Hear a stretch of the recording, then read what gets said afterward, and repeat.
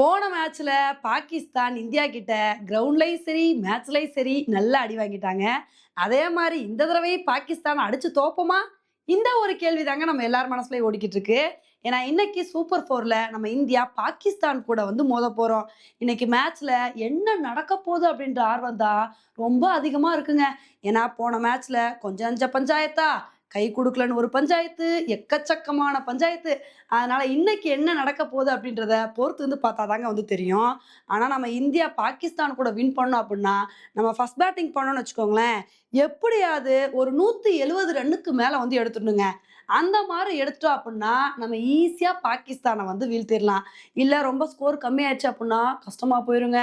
ஏன்னா இந்த யுஏஇ பிட்சோட சாபக்கேடு என்ன அப்படின்னா, செகண்ட் பேட்டிங் பண்றவங்களுக்கு டியூ ஃபேக்டர் இருக்கனால, ஈஸியா என்ன ஒரு டார்கெட் எடுத்தாலும் சேஸ் பண்ணிடுறாங்க.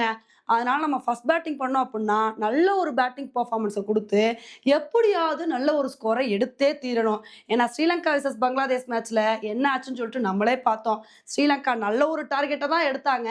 ஆனா அத வச்சு அவங்களால டிஃபெண்ட் பண்ண முடியல.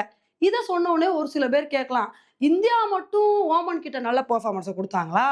ஓமன் இந்தியாவுக்கு மரண பயத்த காட்டிட்டாங்களே! அப்படின்னு சொல்லலாம். ஆனா நம்ம இந்தியா வெர்சஸ் ஓமன் மேட்ச சீரியஸா பார்க்க முடியாதுங்க. ஏன்னா நம்ம இந்தியாவ பொறுத்தவரைக்கும் ஓமன் கூட விளையாண்ட மேட்ச சீரியஸா எடுத்துக்காம, ஒரு டெஸ்ட் மேட்ச் மாரி தான் விளையாண்டு டெஸ்ட் பண்ணாங்க.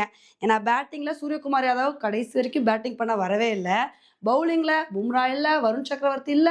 எல்லா பார்ட் டைம் பவுலர்ஸும் நல்ல பவுலிங் பெர்ஃபார்மன்ஸ் வந்து குடுத்தாங்க. ஸோ இந்த மாரிலாம் வந்து இருக்கும்போது, நம்ம ஓமன் கூட அந்த மாரி ஒரு பெர்ஃபார்மன்ஸ குடுத்துட்டோம். அதனால நம்ம பாகிஸ்தான் கூட இதே மாரி தான் விளையாடுவோம்னு சொல்லிட்டு, அவ்வளோ ஈஸியா சொல்ல முடியாது.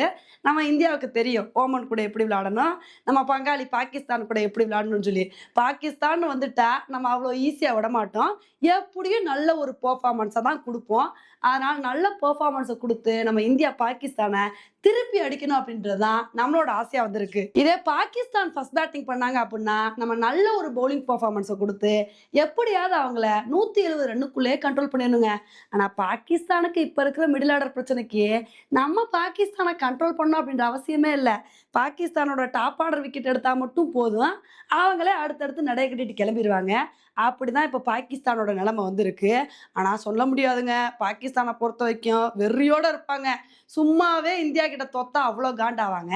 இதுலயும் போன தடவ இந்தியா கிட்ட தோத்தது மட்டும் இல்லாம, பல விதத்துல வந்து அடி வாங்கிட்டாங்க.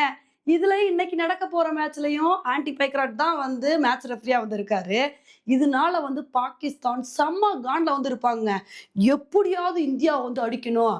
இந்தியாவ அடிச்சு அத ஒரு பெரிய விஷயமா கிரியேட் பண்ணணும்னு சொல்லி பாகிஸ்தான் வெறி கொண்டு வெயிட் பண்ணிட்டு இருப்பாங்க.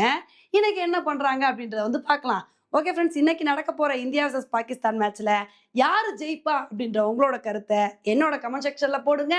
இதே மாரி இன்னொரு வீடியோல உங்கள வந்து மீட் பண்றேன். Bye friends.